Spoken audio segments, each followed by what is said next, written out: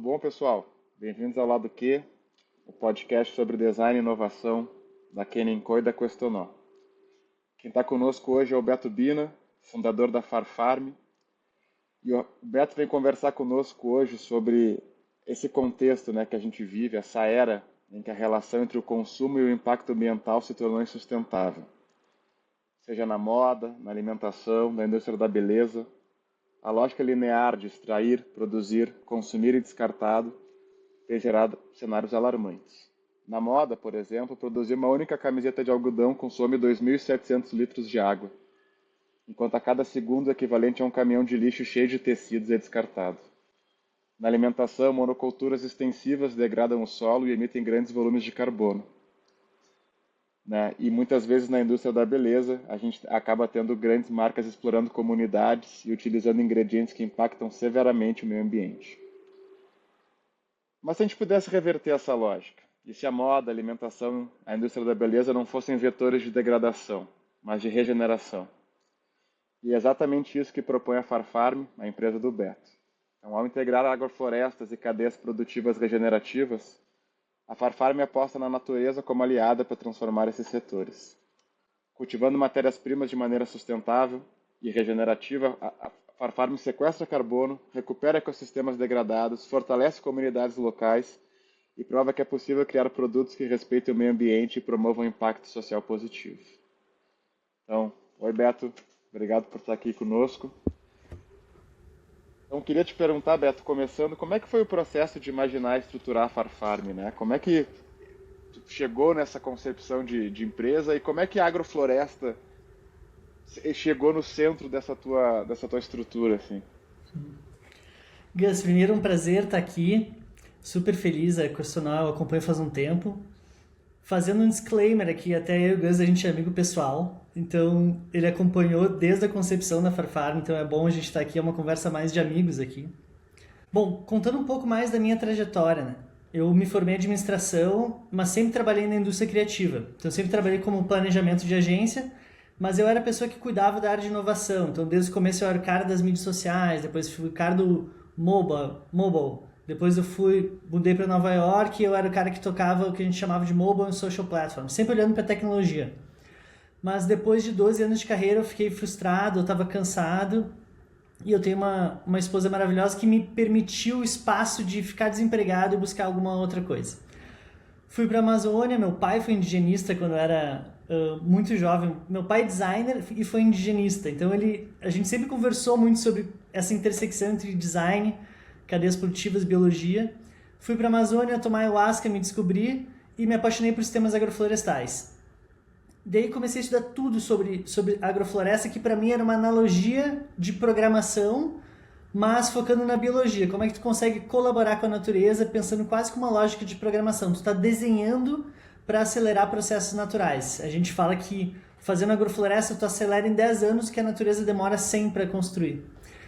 E me apaixonei por agrofloresta e comecei a pensar o que eu poderia fazer dentro disso, usando isso, né?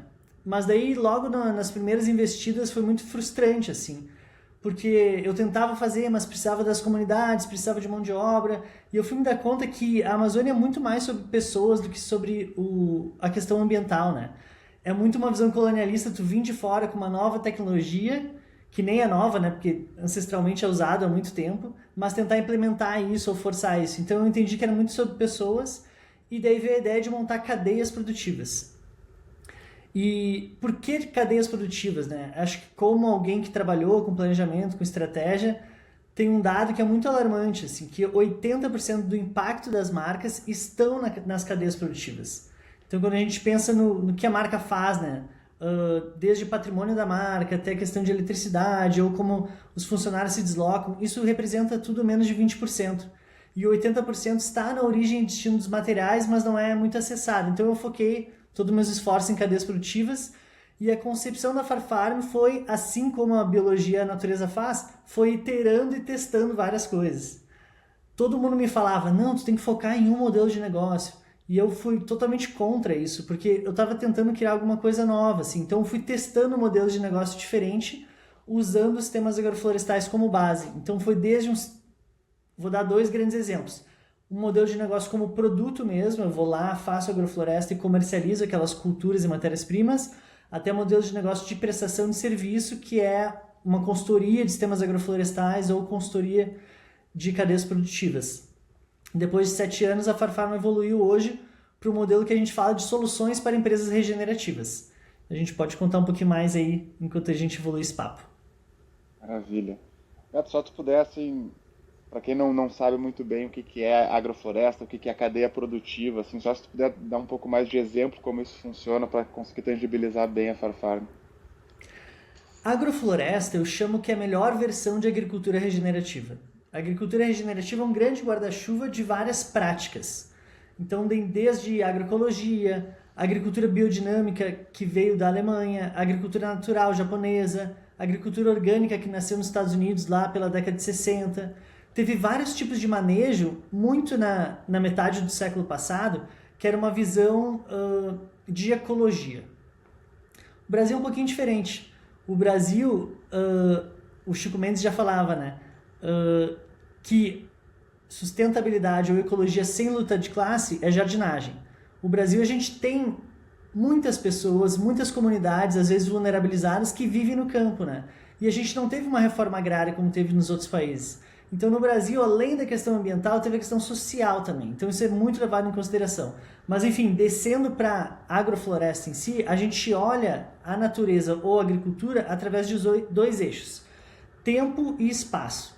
Espaço é um eixo vertical que é basicamente luz e sombra. Então, tu vai plantar uma diversidade de culturas, não é monocultura, diferentes espécies, e tu vai ver qual espécie gosta mais de sombra ou qual espécie gosta mais de sol, que são espécies que talvez originalmente eram as espécies mais altas da sua região de origem.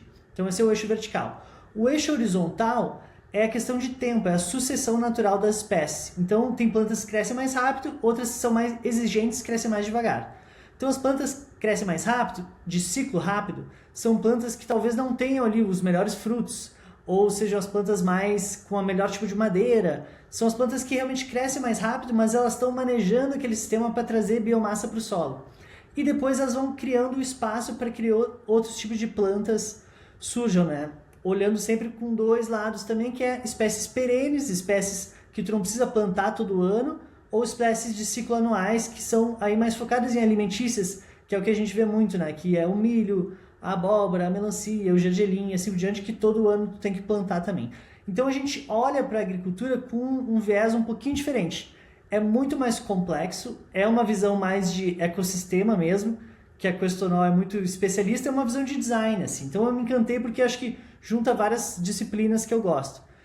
E a cadeia produtiva talvez seja um guarda-chuva acima da agricultura, porque tu pode fazer cadeias produtivas desde upstream, a origem dos materiais, de onde é que está vindo, e esse material pode ser matérias-primas e culturas alimentícias, pode ser óleos para cosméticos, pode ser fibras para moda, mas também a gente vê o downstream, que daí a gente está falando sobre o pós-uso, né? O que tu vai fazer com aquele material? Que daí entra no universo de economia circular. Então, cadeia produtiva está olhando para esses dois universos, que é a origem e destino dos materiais, e que, como eu falei no comecinho, é talvez o grande desafio, para mim, a grande fronteira de inovação das marcas nos próximos anos.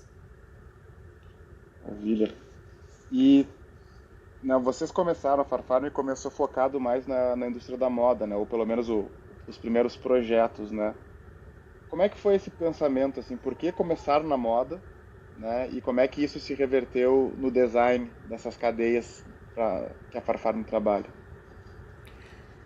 Começando a Farfarmigas, eu via que tinha muito potencial de sistemas agroflorestais, mas as empresas que existiam, as poucas empresas, elas tinham muita dificuldade de desenvolver os projetos. Especialmente porque eles estavam plantando commodity. Plantar commodity, tu não consegue criar uma diferenciação do produto, pagar um valor agregado que justifique um processo que custa mais. Implementar uma agrofloresta do zero, ele custa mais comparado com o modelo de monocultura que tem muito maquinário, que já tem muito processos padronizados e é muito eficiente. Então imagina que o modelo de agricultura convencional antiquado que a gente tem hoje é o modelo que a gente replica há 100 anos. Já o modelo agroecológico, agroflorestal, a gente está ainda começando a entender como fazer isso. Então não tem maquinário, a gente não tem muita eficiência. Então, se tu vai fazer alguma coisa em sistemas agroflorestais, com comunidade, em comunidades vulnerabilizadas, trazendo todos esses elementos, o teu produto final, ele tem que carregar esse valor agregado, ele tem que contar uma história mais poderosa.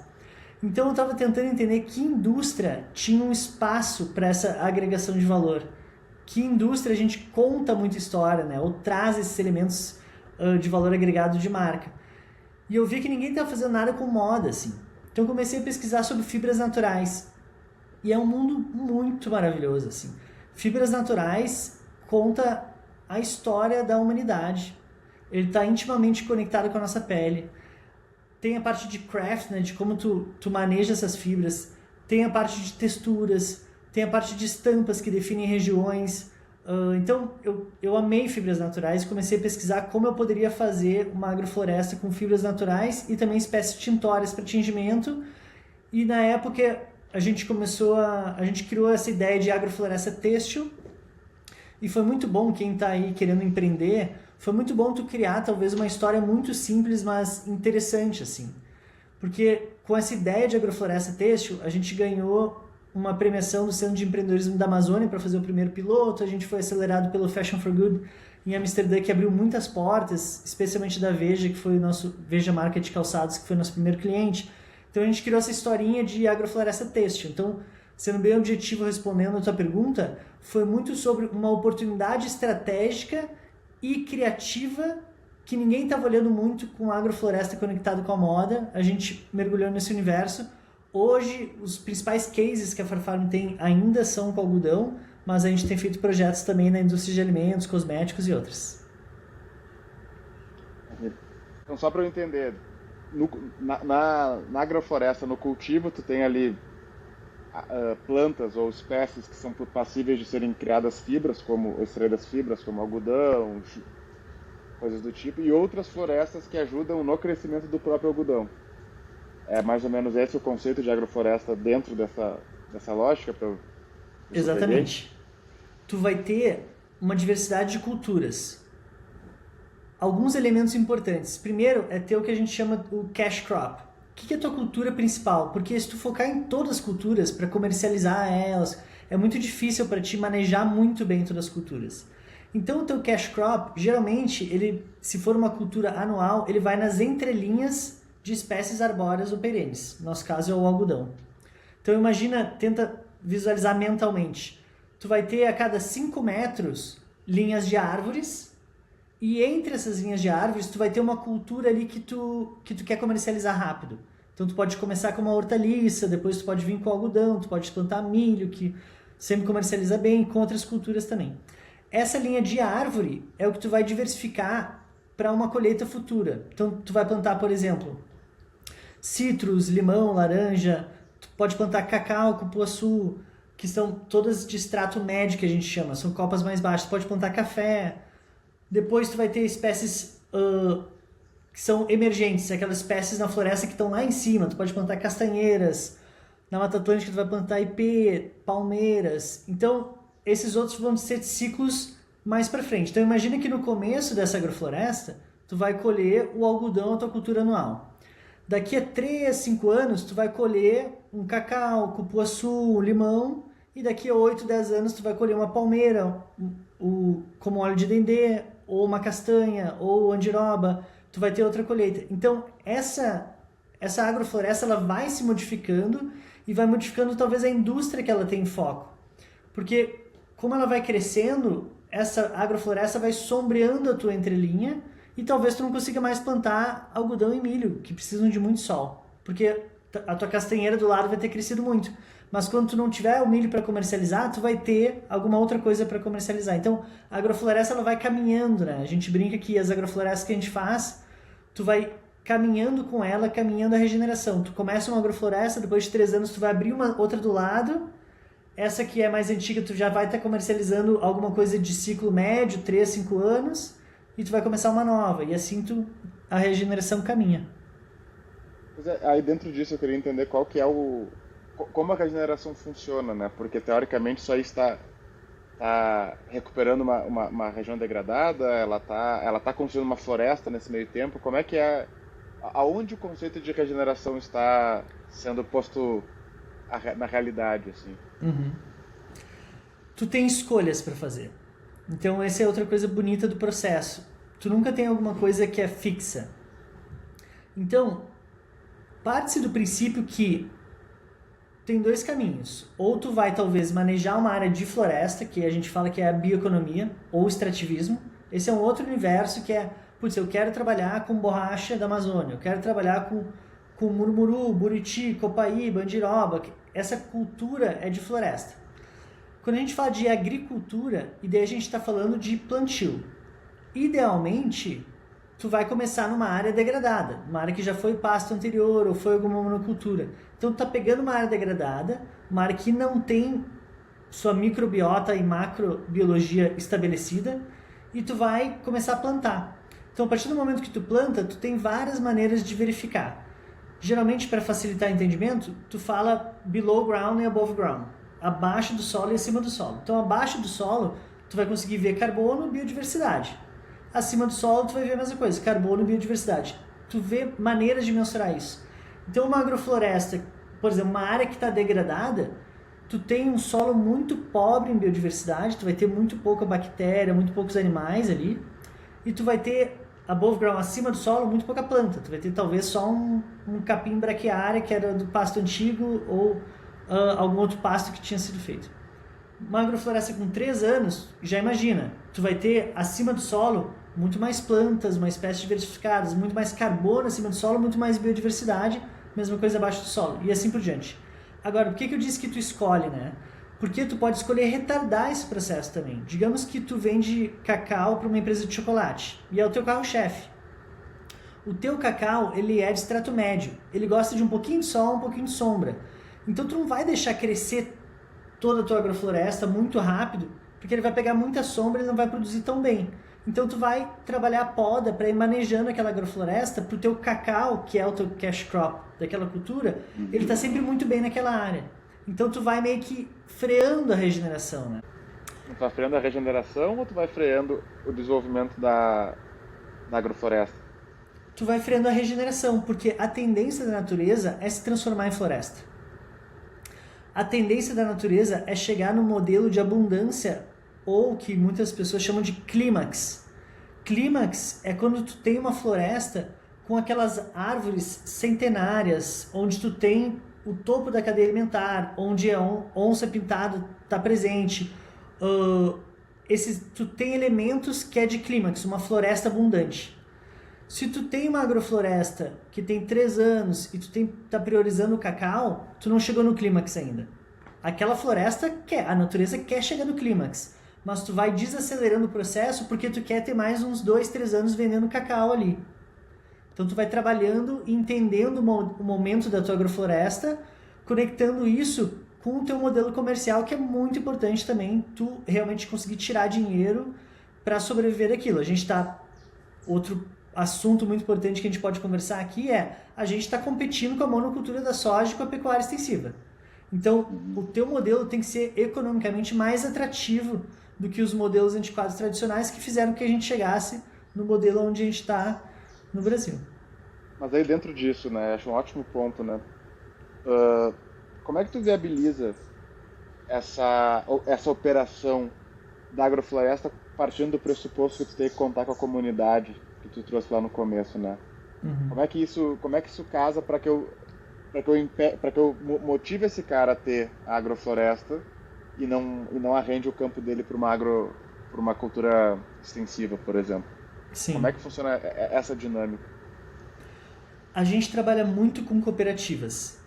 Então, o nosso modelo é trabalhar com a agricultura familiar, ou seja, um grupo de famílias, 100 famílias, que é organizado por cooperativa, e essa cooperativa comercializa uma matéria-prima para marcas.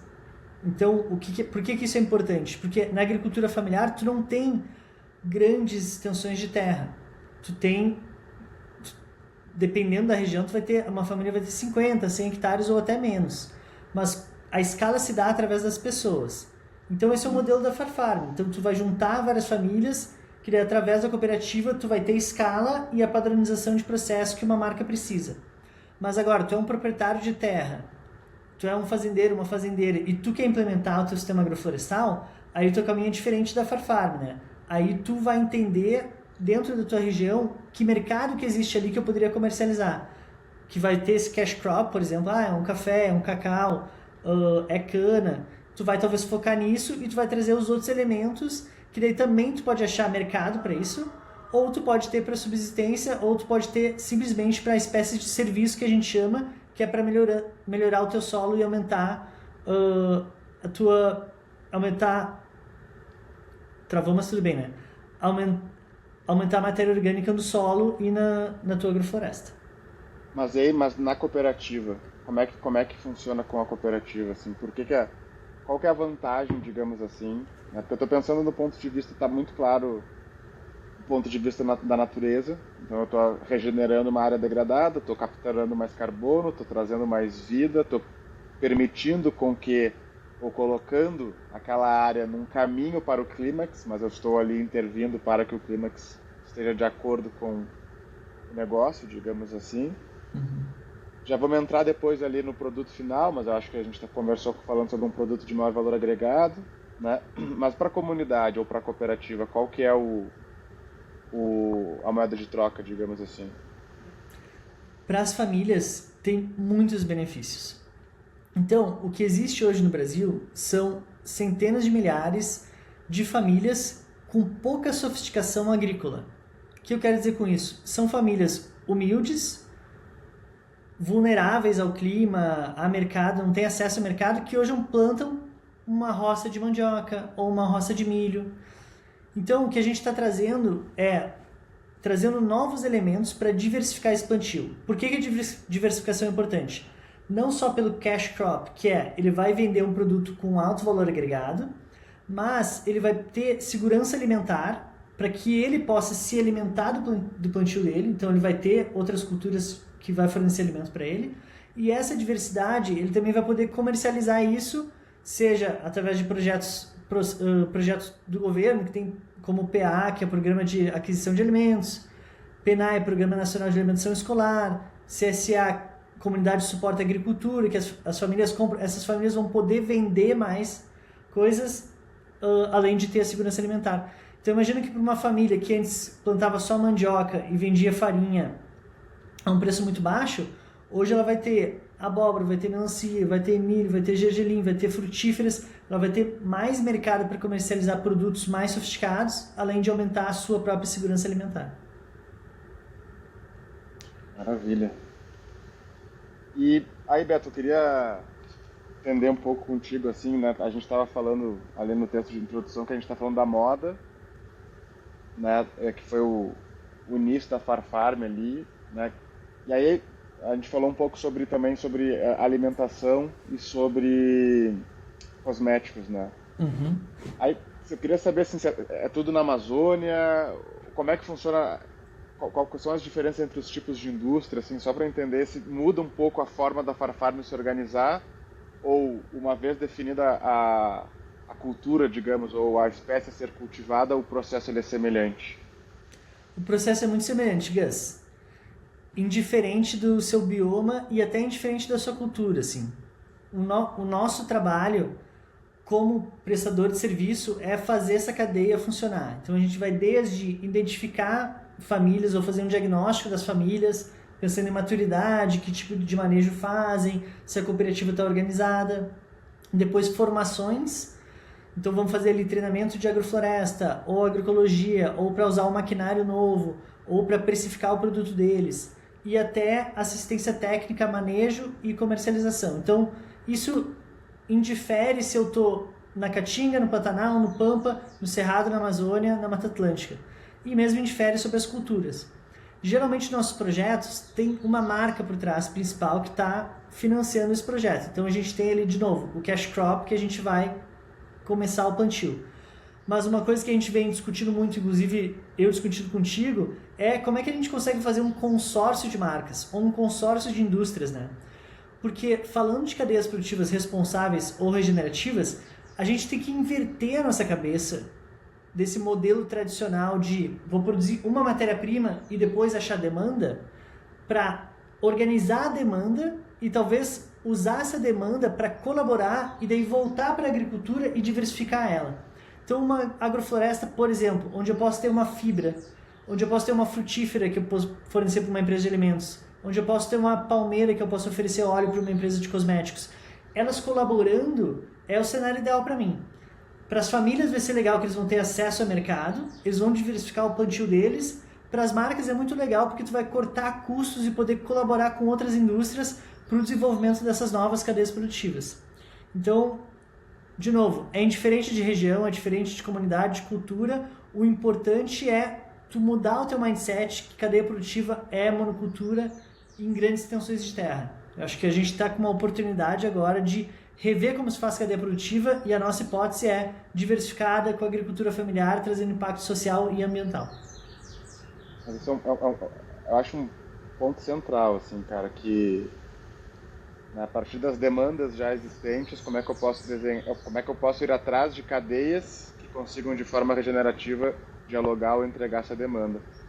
E aí aqui, para mim, mora o vespeiro, porque para mim tem algo assim, né, a gente gastou bastante o termo sustentabilidade, né, talvez o termo sustentabilidade ele uma palavra que foi tão usada assim como experiência que esvaziou, né, significa muita coisa. Regeneração vem surgindo como algum tempo já como uma palavra muito forte para lidar com essa nova oferta, digamos assim, mas com anseios culturais ainda de, nossa, a gente precisa fazer alguma coisa com o que está acontecendo, mas tem que entender até onde não pode ficar um lugar só do marketing, né? Mas daí como é que a gente poderia entender quais são essas demandas verdadeiras de comportamento para conseguir drivar, para conseguir garantir essa construção por meio de cadeias produtivas regenerativas, né? Porque quando eu penso em alimento, eu vou além dessa questão da responsabilidade ambiental e social para ir para a saúde. Eu vou para a saúde, né? Quando eu vou para cosméticos, eu vou para uma coisa, sei lá, meio milenar, meio uma sabedoria ancestral de como, né, a natureza, com seus bilhões de anos de história, sabe mais do que a gente num laboratório com 100 anos de história. A moda eu desconheço, sou um cara que usa o básico bem feito aqui, né? Mas como tu enxerga hoje esse comportamento das pessoas em relação a esse desejo do consumo da regeneração, assim? Sim. Tem um universo que é o universo do nicho, né?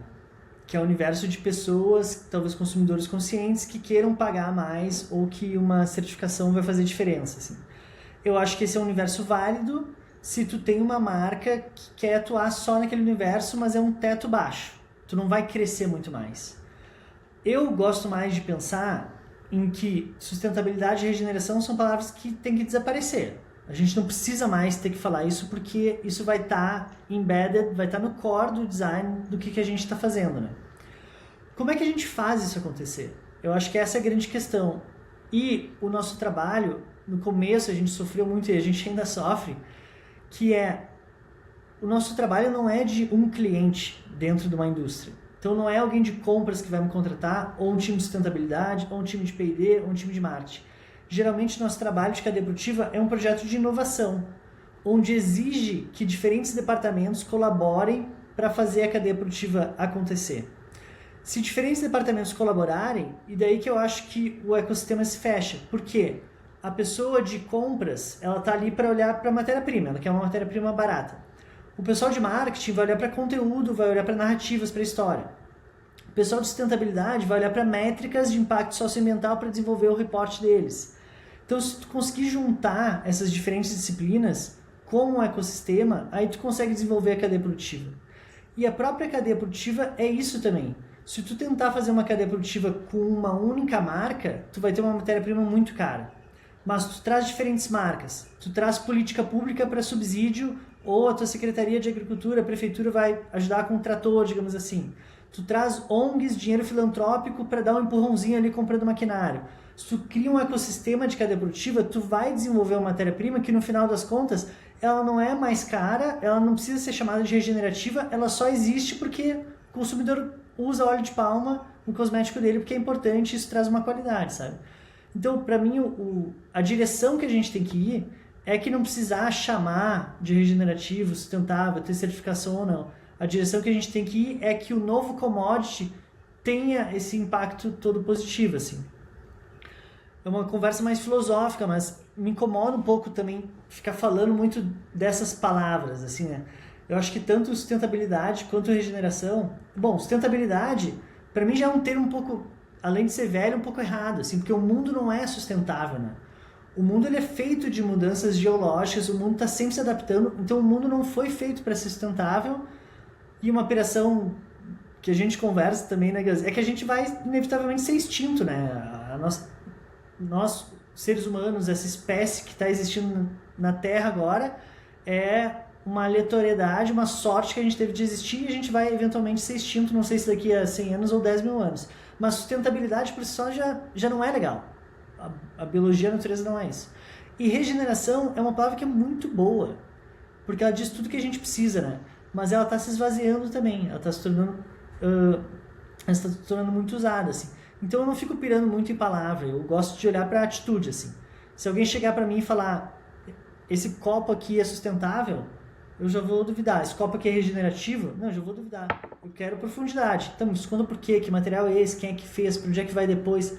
Eu acho que é essa profundidade que a gente precisa nas discussões, assim, e não uma superficialidade se é regenerativo, ou se é sustentável, ou se é circular. Muitos temas para tu aprofundar. É. Ô moderador, te vira aí. Não, porque é que eu não sei se eu concordo 100%, porque eu acho que a palavra é um símbolo. E ela, de certa forma, ela captura ali uma quantidade de significados para pôr em ação, para emocionar e pôr em ação. Porque, sim, idealmente a gente não precisaria dessas palavras, a gente teria cadeias regenerativas e justas, mas também não é o mundo que a gente vive, né? Talvez o ponto é essa visão da gente conseguir ter múltiplas empresas, uma vez que uma cadeia produtiva feita por meio de agrofloresta, além de regenerar, permitiria diferentes culturas e, consequentemente, dialogaria com diferentes demandas. Então, eu posso ter chocolate, cosméticos e calça jeans numa mesma... essas três empresas cuidando de uma mesma agrofloresta e garantindo a origem dos seus ingredientes, da sua matéria-prima. Né? Uma vez que eu tenho essa estrutura, se tem um governo que subsidie para, né, isso se tornar uma prática cultural mais presente, caralho. Agora, para mim, é lá na ponta, né? Por como é que isso compete com lógicas mais antigas de cultivos com uma mentalidade mais extrativista, com uma mentalidade menos sistêmica, ganha-ganha. Porque se eu não tiver esse símbolo para diferenciar as duas, a mais barata vai ganhar. A não ser que a gente esteja contando com uma responsabilidade muito grande, um senso de ética muito grande das pessoas, que não sei se todo mundo tem. Né? Então eu fico pensando, dentro do nosso modelo, o valor agregado que a gente estava falando lá no começo, ele deveria ser o fator central para que as pessoas escolham, eu quero daquela cadeia, eu quero daquela empresa porque aquela empresa tem. E aí como é que tu vê a maturidade disso hoje na população brasileira? Diferentes produtos têm diferentes maturidades, assim. Eu acho, só para deixar bem claro, talvez a minha linha de raciocínio eu acho que novos produtos, eles vão começar no nicho, eles vão começar usufruindo de certificações, eles vão ter que ser mais caros, para depois isso ir para o mainstream, assim. Eu acho que um exemplo claro para mim, por exemplo, painéis solares. Painéis solares era super caro, a gente gerava crédito de carbono para financiar painéis solares. Hoje em dia o custo de um painel solar é tão competitivo que ele não gera mais crédito de carbono. Tu não precisa mais, porque realmente tu já conseguiu trazer isso para o mainstream. Carro elétrico pode ser isso também, outros produtos da mesma forma. Então eu acho que tem esse momento que é de diferenciação, seja através de elementos como certificação ou elementos como narrativas que tornem aquele produto mais desejado, para que ele consiga pegar um ritmo, mas a minha visão está sempre em não esse produto com valor agregado como fim, mas ele ser uma ponte para como que aquele processo de produção pode se tornar tão competitivo e tão barato quanto o convencional. Eu acho que é nessa cabeça que a gente tem que estar. Um café em sistemas agroflorestais, o custo dele tem que ser igual ou inferior a um café arábica de monocultura extremamente que usa muito maquinário, sabe? Então, eu acho que é para aí que a gente tem que ir. Agora, esse momento de como se diferenciar com o consumidor, ele inevitavelmente vai existir. Mas ele não é um fim para mim, ele é um meio para que a gente consiga escalar esse novo tipo de produção, né? E daí eu acho que tem outra coisa muito importante, assim, esse nicho, ele é muito delicado, assim, né? Porque tu tem esse ponto sobre, putz, é um nicho, são poucas pessoas, mas ao mesmo tempo tem que ter um fôlego para o negócio crescer, né? Então, tu tem que criar um desejo a ponto do negócio crescer. Eu trabalhei muito com a Veja, assim, a Veja de calçados, ela tem um produto que hoje ele é competitivo com o padrão do mercado, sei lá, com Vans. Ele é um pouco mais caro, mas ele não é muito mais caro, mas ele não é aquela coisa tipo de moda que é inacessível, né? Então ele está num lugar que ele ainda é um produto de nicho, mas que está começando a entrar no mainstream e possivelmente crescendo as cadeias produtivas, a Veja compartilhando cadeias com outras empresas, eles podem reduzir ainda mais esse custo de matéria-prima para tornar mais acessível, assim. Então eu acho que essa jornada, não sei, talvez não te respondi a pergunta tão objetivamente, me ajuda a Não, acho respondê-la. acho que o ponto que foi bem legal é, né, eu tô pensando aqui, se eu não me engano, eu li em algum lugar que os orgânicos em Portugal, eles são mais baratos, porque são mais baratos não, eles são os mesmos preços, porque começou bem assim como tu disse, começou mais caro, mas foi reiteradamente sendo incentivado o consumo, até que ele é tão consumido que hoje tá mais, né, tu tem mais escala e consequentemente tu acaba tendo um preço mais competitivo justamente pelo consumo em escala. E aí, para mim, posso começar num nicho, né? O café, vamos pegar o exemplo do café. O café agroflorestal, regenerativo, ele custa 10. O café normal custa 5. Né? Seria que os dois custassem 5 ou os dois custassem, enfim, vamos botar assim. Para isso aqui acontecer, eu tenho que ter uma escala suficiente para que, né, eu consiga diminuir a quantidade, o valor da unidade. Né? Então eu preciso incentivar esse consumo. Mas uma outra coisa que tu trouxe foi, que eu acho que faz muito sentido, esse é um modelo onde eu poderia ter parte da estrutura da cadeia dividida entre mais empresas. Né? Se tu for pensar, eu consigo ter. E aí para mim, é uma mudança de mentalidade mesmo, que é o que tu tá falando, né? Que é esse pensamento sistêmico que tu sai do ou pro e. Não é. É de algodão, é de cacau e é de, sei lá, cupuaçu. É da empresa de cosmético, é da empresa de alimento e é da empresa de. Não é ou, né? A gente tem muito essa mentalidade winner takes all, uma coisa que é muito né, de vários silos. Talvez essa grande mentalidade de uma cadeia de valor dividida de uma forma sistêmica, onde eu compartilho tanto dos ganhos como das responsabilidades, né? Possa transformar bastante essa forma de produzir e, consequentemente, do valor na gôndola para o consumidor. Né?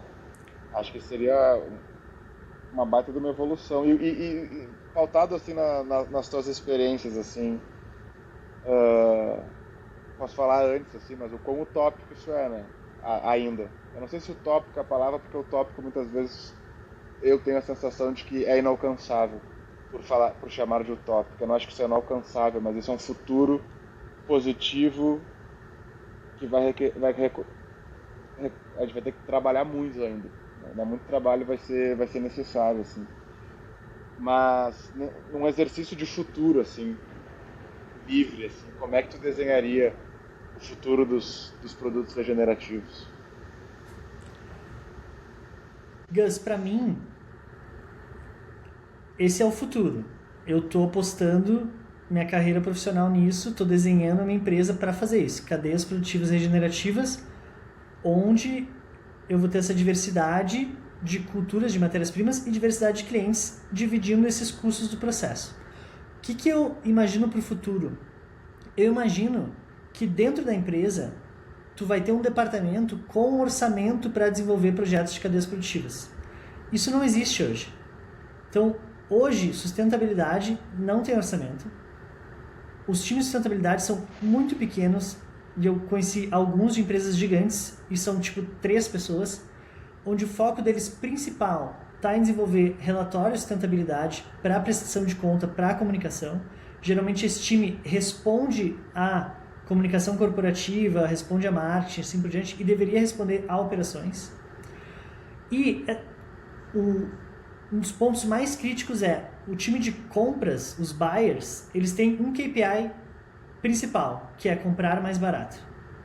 Mas quando tu está desenvolvendo um projeto de cadeia produtiva, pensando nessa complexidade, ecossistema, etc., tu tem que investir nisso. Então tu vai ter que pagar mais caro no começo. Então eu imagino um futuro onde esse setup, esse investimento inicial, a gente já passou e tu vai ter ali departamentos focados, de novo, tanto transversal quanto departamentos específicos, em desenvolver projetos de cadeias produtivas com o seu orçamento e empresas colaborando mais entre setores, assim, empresas diferentes ou mesmo empresas do mesmo segmento. Eu acho que isso é um ponto. O outro ponto que eu imagino para o futuro é a gente conseguir quantificar melhor esse impacto socioambiental. Então a gente fala muito de crédito de carbono, tem crédito de biodiversidade, tem crédito de impacto social para redução de vulnerabilidade. Então, quando a gente olha para a natureza, tem uma coisa que a gente chama de serviços ecossistêmicos, funções ecossistêmicas.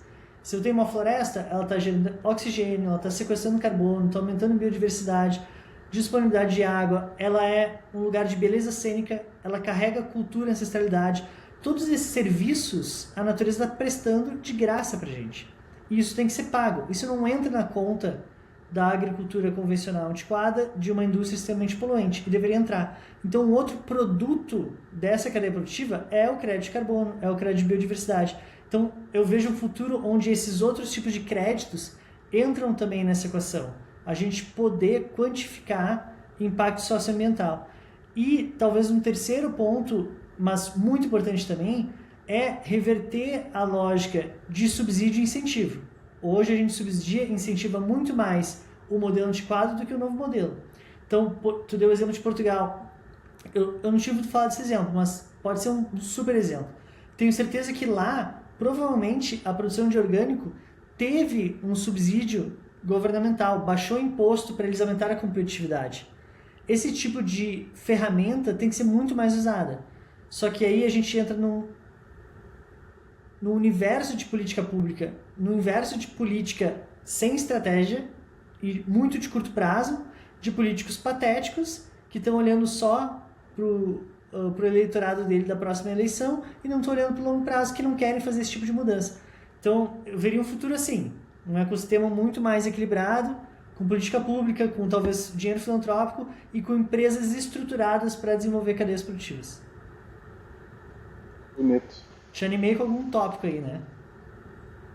Não, é porque eu fiquei pensando numa coisa que é porque você falou que a natureza trabalha pra gente de graça, né? Talvez a gente só vai se dar conta que ela está trabalhando de graça quando começar a faltar, né? Total. Que seria um cenário horrível, né? Que a gente tem tempo ainda de começar a fazer um trabalho de regeneração. Né? A gente tem uma... Vai lá. E a própria economia, né, Gus? O Eduardo Gianetti, economista, ele fala uma coisa que é muito interessante, assim, que hoje o PIB, Produto Interno Bruto, ele é medido da maneira errada. Porque se eu trabalho numa grande cidade e eu tenho que pegar condução, eu fico horas utilizando meu carro, pagando gasolina, eu fico num ambiente estressado, que eu tenho que pagar terapeuta, todos esses elementos estão aumentando o PIB. Se eu morar no interior, onde eu não preciso pegar locomoção, onde o meu bem-estar é muito melhor, onde eu não preciso gastar com terapia ou coisa assim, eu não estou contribuindo com o PIB. Então, a partir do momento onde eu tiver que andar com uma garrafinha de oxigênio no bolso, porque o ar está tão poluído, eu vou estar aumentando o PIB. Mas eu estou melhorando de vida? Não estou, né? Então, acho que a visão também, a gente está falando de futuro, a visão que a gente tem de como métrica de sucesso também tem que mudar, sabe? Muito bonito, Beto, muito inspirador. Acho que tem um trabalho que a gente está desenvolvendo aqui que parte um pouco de uma visão que a gente chama do design de transição, né? O design de transição ele abarcaria tanto essa lógica da regeneração, então como é que eu desenho práticas que ajudem a regenerar o nosso habitat, práticas, né, do design de adaptação, então partindo do pressuposto que nesse processo de mudança climática a gente vai ter que, além de regenerar, também se adaptar com aquilo que já está acontecendo, né? Porque a gente não pode esquecer que tem toda uma inércia, por mais que a gente coloque todos os nossos esforços para regenerar, tem uma inércia e a gente vai ter que se adaptar a essas mudanças. E a outra de prevenir, né? Prevenir no sentido, vai acontecer a catástrofe, como é que eu previno com que ela vá além do que a gente está acostumado dentro do nosso habitat, né? Então esses 3 tipos de design, né, seriam esse design transicional, esse design da transição, e aí eu poderia ter inclusive novas práticas que, né, que conseguem digamos assim, fazer com que a nossa vida seja uma vida já numa nova lógica de convívio, né? Que para mim tem muito desse pensamento de ecossistema que a gente estava falando, né? Que eu acho que a partir do momento que tu consegue realmente pensar numa cadeia de valor produtiva orquestrada para diferentes empresas com diferentes demandas, mas que elas cuidem desse pedaço de terra e dessa comunidade que está nesse pedaço de terra de uma forma coletiva e justa, para mim seria um super design transicional, assim. Então, quer dizer que é inspirador e encaixa muito com o que a gente vem tentando conceber também aqui na Questonó. Então, te agradeço por essa tua visão. Que legal, Gus. Eu acho que, acima de tudo, assim, estamos na mesma jornada, né? Porque eu acredito muito no setor privado para liderar essa transformação. E acredito muito que as empresas podem continuar crescendo. Tem uma grande discussão sobre degrowth, né, ou green growth. Degrowth é deixar de crescer. Green growth é crescer de uma maneira responsável, né? Eu acho que tem empresa que tem degrowth que não deveria existir mesmo. Empresas muito impactantes que realmente não estão contribuindo de maneira alguma. Mas muitas empresas têm oportunidade para crescer de maneira regenerativa. Se tu conseguir colocar a regeneração dentro do teu negócio, ou seja, quanto mais tu crescer, mais tu está regenerando, é uma empresa que justifica a existência dela no mundo, justifica a gente comprar mais daquela empresa. E eu acho que esse trabalho de vocês também ajuda um pouco isso, como transformar as empresas para que o residual delas, o output delas, o net delas, seja regeneração também. Então acho que esse caminho que vocês estão indo compartilha muito com o nosso também, de poder usar o setor privado para ser um catalisador da regeneração. Maravilha. Então, Beto, queria te agradecer aí o teu tempo, tuas ideias. Também falar, né? Como é que é farfarme.com, né? Ou .co? .co. .co. Então, pessoal, acessar o site da Farfarme para conhecer mais o trabalho que o Beto e o time vem realizando e também Beto B no LinkedIn e no Instagram. Então, pessoal, muito obrigado. Esse foi mais um Lado Q e até a próxima. Um abraço. Obrigado, pessoal.